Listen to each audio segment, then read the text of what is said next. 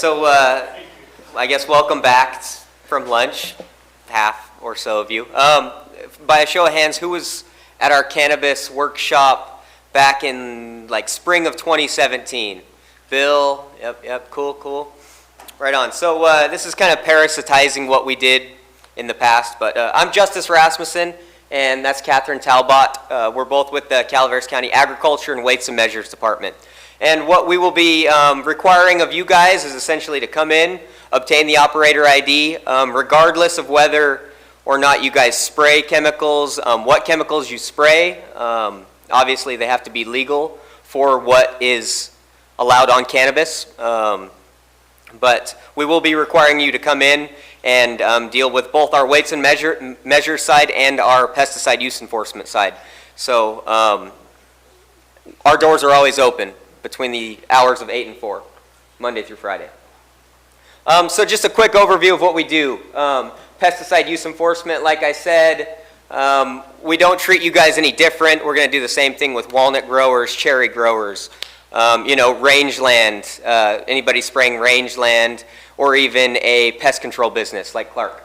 And then, any device that's weighing or measuring, we're going to be certifying and testing that annually, just like we will your scales.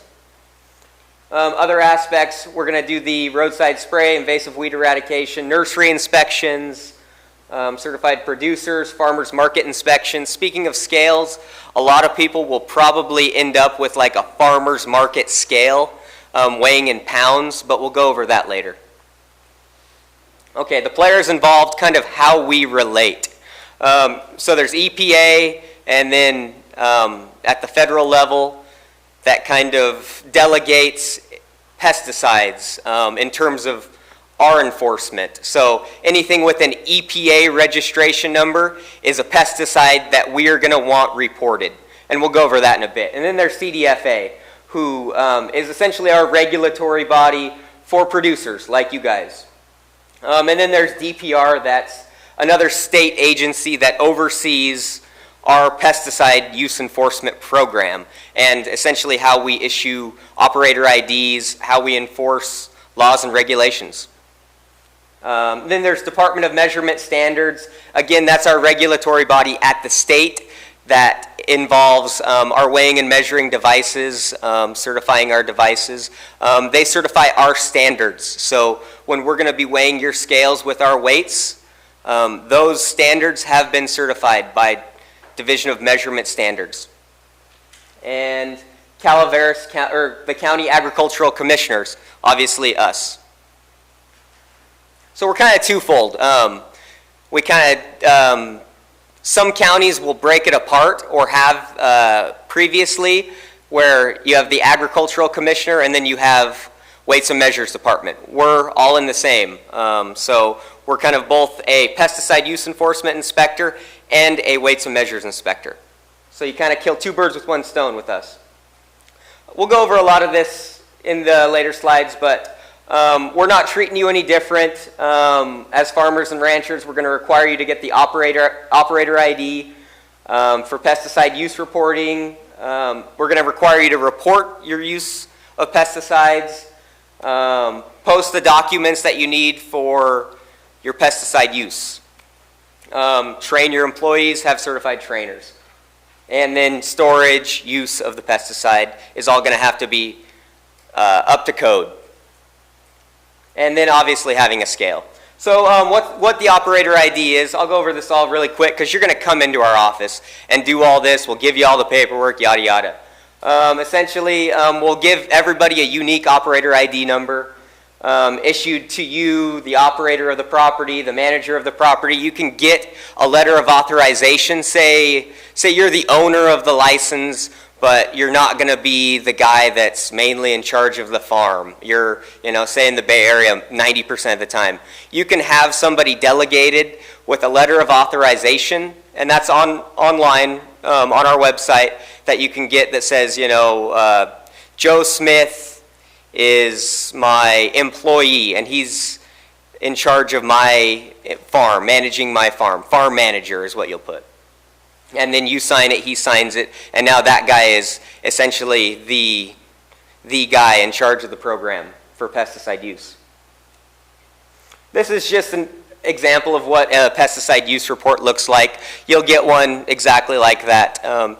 With you guys, we'll give you a 1-year permit since you're an annual crop. For perennial crops, sometimes we'll go 3 years if they do the use reporting well enough. Pesticide use reporting, again, required for everybody essentially. Specific commodity code is on there through DPR, so it'll say cannabis or unspecified cannabis, I think is what it says. Yeah, it has cannabis / something else. And you're reporting anything with an EPA registration number, and that's right on the bottle. I think we have something on here later. This is just an example of a pesticide use report. You can see, you know, what you used, how many acres were treated, or say planted acres, treated acres, did it by ground. I don't think anyone will do anything by air, not enough space. And then, you know, say I used 1 quart in 25 gallons of Venerate CG bioinsecticide, something DPR is allowed. Can you use drones to spray? Yes. Yeah, so I guess that would be air. Yeah, it would. Yeah. I mean, spray right over the top about 15 feet. Yeah. Pesticide use reporting. This is an online template. So if you get a web user ID with us, very easy when we're issuing the operator ID, very easy to get, and then you don't have to turn these in. And they're due the 10th of the next month. So say you sprayed in April. We'd want to see one by May 10th. All right, pesticide storage. We just want to see that all your pesticides are in a locked storage container so, you know, kids can't get into them, drink them, yada, yada, that kind of stuff. Or if there's, you know, it can't topple over and spills everywhere.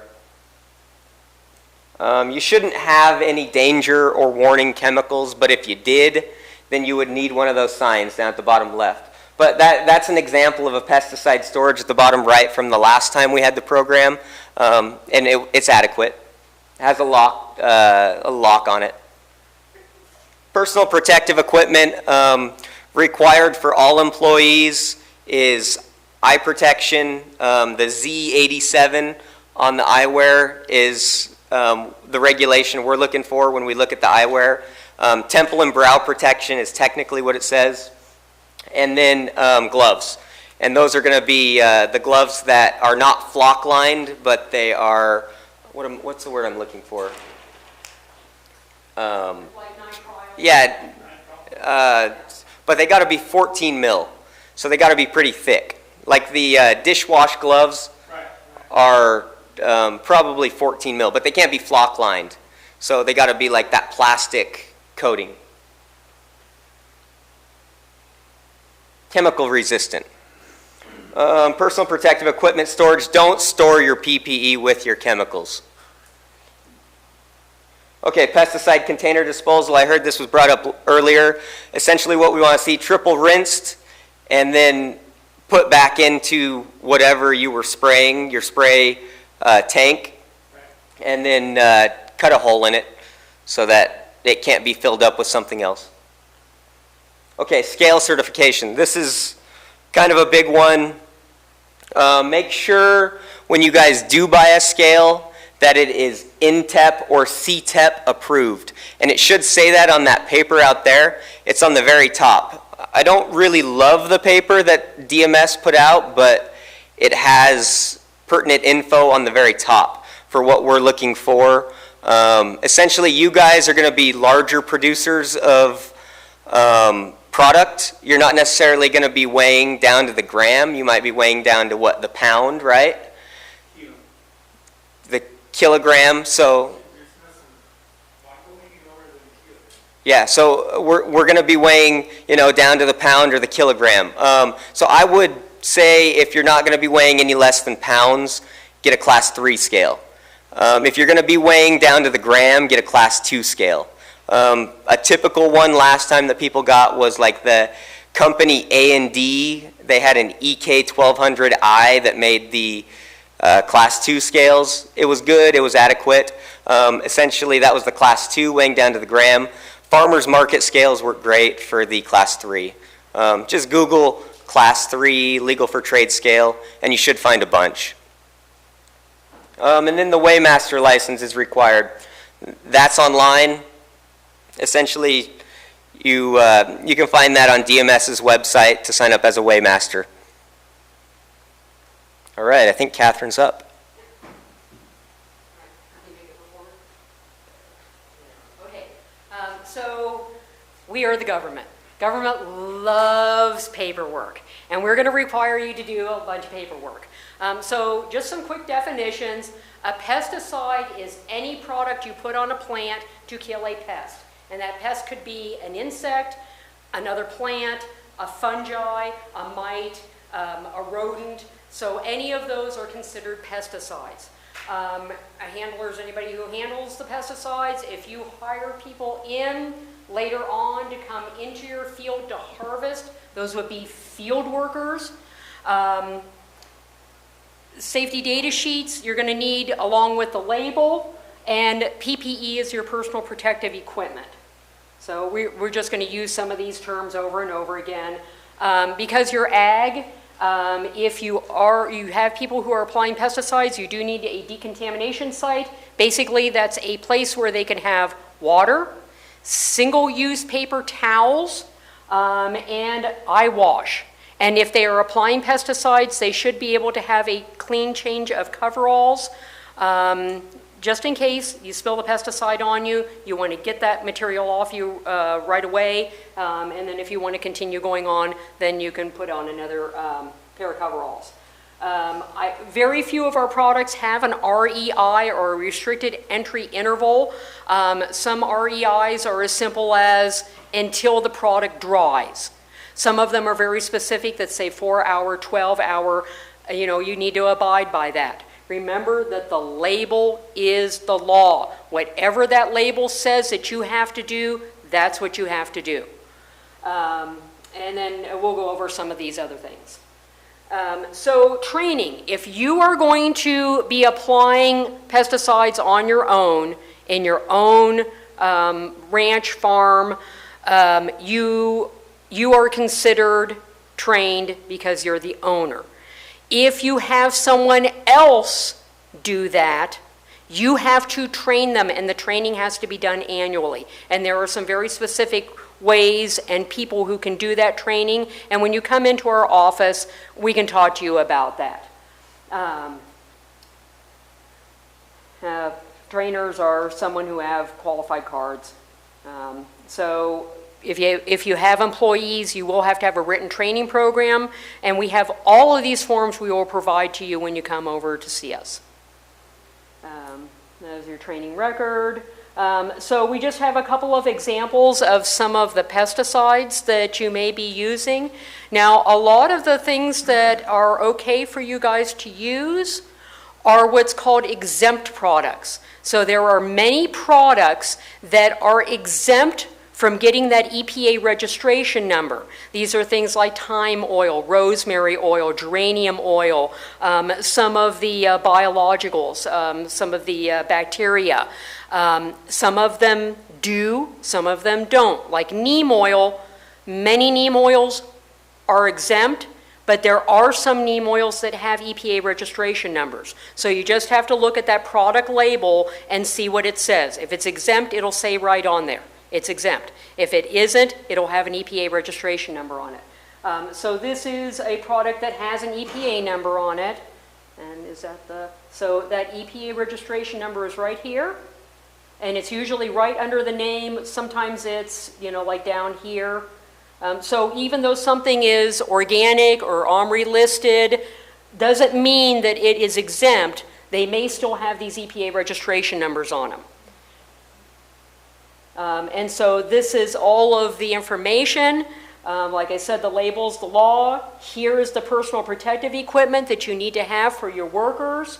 There's some more things about the agricultural standards, like if you have somebody going back in at that re-entry period, they have to be dressed just as the same as if somebody was applying that pesticide. Here's another one, very common. Let's see, where's the EPA number on this one? EPA number's right here. So like I said, just because it's organic doesn't mean that it's exempt from having that EPA number, and these would be the things that would be reportable to us. There's your personal protective equipment.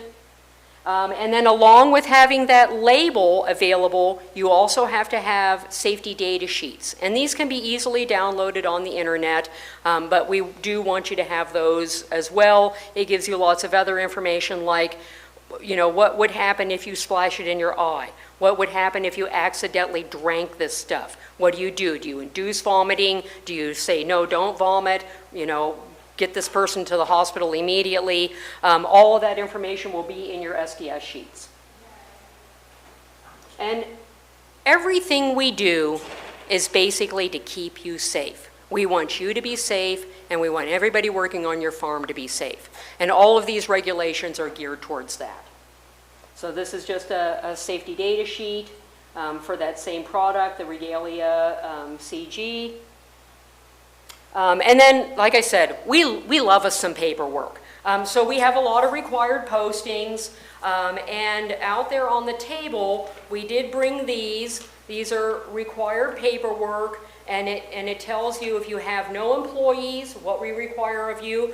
And you can see that when you have employees, the list is much longer because it's your responsibility to keep those employees safe. So we want to make sure you do that. This is the A series. This comes directly from DPR. We require you to have these postings, and we require you to fill these things out. So where is the closest hospital or medical center to where your farm is? We want to see that filled out. Yeah, is it right here in town across the street? If you're down in Valley Springs, where's the closest one down there? If you're up in Arnold, where's the closest one up there? We will provide you with that information when you come into us and you get your operator ID. But we will give you this paperwork too. And that's what the medical care posting looks like. We also want you to keep a record of what you applied. So not only do you have to provide us with pesticide use reports, you also have to make sure that it's available to your workers. It's their right to know when you did a pesticide application, what that pesticide is, and when you did it. So we just want to keep everybody safe. We put this out there. We've got this scale information out there. We also have, if anybody is that far along in the process that they need the Weighmaster application, this is the Weighmaster application. The state has decided that everyone who is involved in this industry needs to be a Weighmaster. And so that is something you're going to need from the state. And how much does all this cost? Weighmaster is $75 with the state. When you come in and register your scale with us, it's $120 and some change. To get the operator ID, it's free. So we're like the best agency you guys are going to have to deal with because most everything is either free or isn't that much money. It's $75 for the state plus $20 per person applying. No, per scale. For the Weighmaster license, right, yeah. If you only have one person, it's only the $75, but yeah. Oh, you had to pay the $20 too? Oh, okay. All right, thank you for that. Yes? Okay, what's the conditions you use predatory insects? Where you would use ladybugs or thrips or something that you release those into the garden? Do we sign with you or do we have to let you know? Nope. Or if we have 190 people turning ladybugs loose in Calaveras County, is that some kind of environmental, you know what I'm saying? Yeah, I hear you. Have any of, Create that thing, but, you know. during the winter, if you go up to West Point and you go down to the river and you step out of your vehicle, there are 300 million ladybugs because that's where they winter in this foothills region, if you go here up by Oroville, you know, by Placerville, in this region is where those ladybugs will all go in the winter. So releasing a few more is not going to be that big of a deal. Yeah. We see Those- it through UPS. Sometimes I'll see, you know, Right. predatory mites and Right. whatever the company is. We see it coming through They're not UPS. Redland, or not Redland, not Redland. There's a big organic bug manufacturer, Right. big breed. Those do not fall under our purview Okay. because it is not a pesticide that has an EPA registration number. Those are the ones that we are most concerned with, those things that have the EPA number on it. So those are the only things you have to report to us. If you're using, even though you're going to be using all the exempt products, you're still going to need to come and get the operator ID with us because that's required by the county. But you're not going to have to do any of that reporting. So, you know, it'll save you some time. Yeah. The other question I had was, where do you want this? Is it with your big employee, you know, your employee sheet, where you sprayed your pesticides? Do you want that there? These are the pesticides that were sprayed. Like, you got one little wall and, I don't know, the employee break area. That's fine.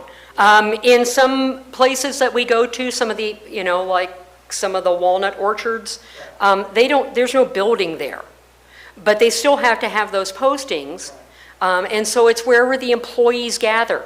We have seen them posted on the side of porta potties because that's a spot where all the employees are going to see it. Or, you know, this is their like break room, or this is the canopy they all sit under to have their lunch. Put it across from the commode. That's fine with us. Yeah, as long as it's posted somewhere, and it should be wherever your employees gather for the day, gather for the morning, have their lunch, yeah, something like that. Break areas. Yeah, we don't have any, yeah, exactly, yeah. And the same with your storage areas. I mean, we've seen, you know, the one that Justice showed with, the, you know, a nice cabinet. As long as it locks up, we're good. Same with your PPE. I've seen PPE stored in a bin in the garage. That's fine. It doesn't have to be anything elaborate. In one of the walnut orchards, they have like a big metal container that's in the orchard. They put all of their pesticides in that. Right. Lid comes down, it's got a big lock on it. That's great. Yeah, as long as it's locked and you don't store your PPE in with your pesticides, we're good with you being creative. How about cleaning your spray equipment? You just, on the ground, is that solution, you run it all out on the plants and then. Run it all out on the nice plants. lines and spray it on the ground around? Yeah, I would spray it back on your plants, yeah. You know, Well, we kind of, then you're washing off what you spray. yeah. Yeah, you know, it's a good question, yeah, where are you going to clean that equipment? We prefer that if you are not going to use whatever that rinseate is, that it stays in the container that pesticide was in. So if it's really diluted, leave it in that container. Rock Creek Landfill will take those containers, as long as the label is still on it, they will take those containers. So if you don't feel like spraying it out, yeah, don't just dump it on the ground. If you're not going to pour it back into your spray rig, pour it back into the container it came out of, and then dispose of that properly. Yeah, and never ever put pesticides in anything for food. This is how kids get poisoned every year.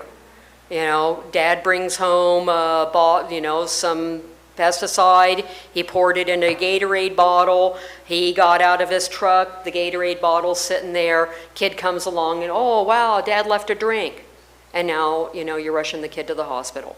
That's one of the things that we look for when we come out, is to make sure that those things have labels on them. Yeah. Never in a food container. Anybody else?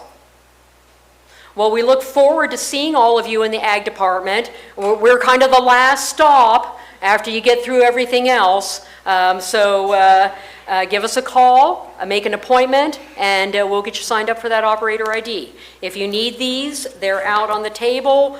Here's the Waymaster application if you need that too. Okay.